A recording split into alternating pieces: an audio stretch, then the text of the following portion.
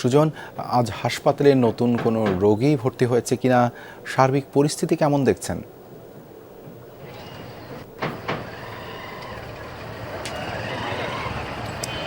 দেবাশিস, সেই মুহূর্তে আমি রয়েছি বগুড়ার শহীদ জিয়াউর রহমান মেডিকেল কলেজ হাসপাতালে এবং আমি একটু আগে এসে এখানে যে তথ্যটি সংগ্রহ করতে সক্ষম হয়েছি যে এখন পর্যন্ত এই হাসপাতালের হাম আইসোলেশন ইউনিটে 11 জন শিশু ভর্তি রয়েছে, অর্থাৎ গতকাল পেয়েছিলাম দেবাশিস।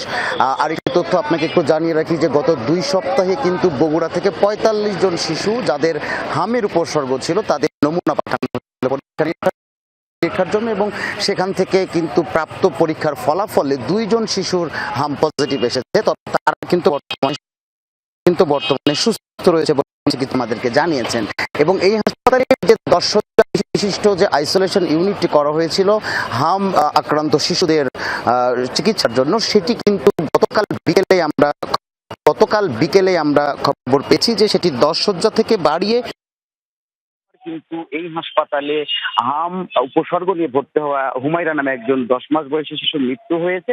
যদিও চিকিৎসকরা বলেছেন তিনি আসলে সেই শিশুটি আসলে হামের লক্ষণ থাকলেও তার আসলে নিউমোনিয়া এবং ডায়রিয়া ছিল।